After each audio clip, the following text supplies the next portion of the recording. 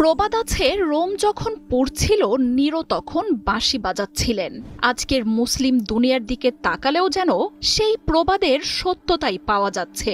মধ্যপ্রাচ্য জুড়ে ধনী শক্তিশালী সব মুসলিম রাষ্ট্র, সৌদি আরব, কাতার, আরব আমিরাত, অথচ ছোট ইসরায়েল রীতিমতো মানচিত্র থেকে উধাও করে দিচ্ছে প্রাচীনতম এক মুসলিম জনপদকে। কিন্তু কারো কাছ থেকে আসছে না কার্যকর কোনো প্রতিরোধ। যেন সবাই অপেক্ষা করছে সৃষ্টিকর্তা প্রেরিত আবাবিল পাখির। নতজানু অক্ষম এই মুসলিম দেশগুলো নিজেদের শক্তি ভুলে ভরসা করছে অলৌকিক আবাবিল পাখির। বহু আগেই মক্কায় কাবাঘর ধ্বংস করতে আসা এক বিশাল বাহিনীকে ছোট পাখির মাধ্যমে ধ্বংস করে দিয়েছিলেন সৃষ্টিকর্তা। ইসরায়েলি বাহিনীর আগ্রাসনে যখন সৌদি, তুরস্ক, মিশরের মতো ক্ষমতাশালীরা নতজানু হয়ে আছে, তখন সাধারণ মুসলিমরা কাতর প্রার্থনা করছেন আবাবিলের পুনরায় আগমনের। আল্লাহর তরফ থেকে আবাবিল পাখির ঝাঁকের মতোই পাঠানো কোনো উছিলা ইসরায়েলকে ধ্বংস করে ফিলিস্তিন আর আল আকসাকে রক্ষা করবে, এমনটাই দোয়া করছেন তারা। ইসলামের আগমনের আগেও মানুষজন মক্কায় গিয়ে কাবা তাওয়াফ করত এবং কাবার সামনে ইবাদত করত। কাবার এমন সম্মানে অত্যাচারিত শাসক আবরাহা চেয়েছিলেন মক্কায় অবস্থিত আল্লাহর এই ঘরকে গুঁড়িয়ে দিতে।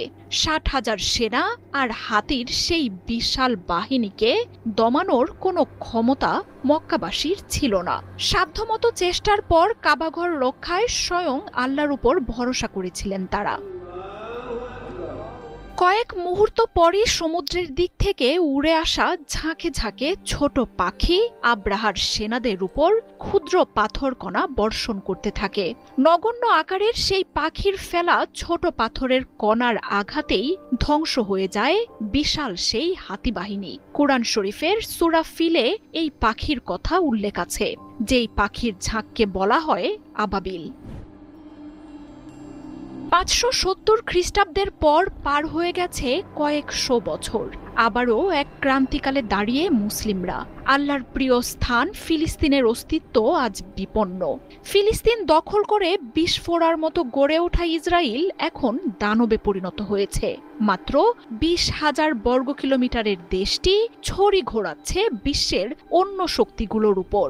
যুক্তরাষ্ট্র সহ পশ্চিমা দেশগুলোর মদদে এখন আইন কানুন আর সব নিয়ম নীতির ঊর্ধ্বে এখন নেতানিয়াহুর দেশ।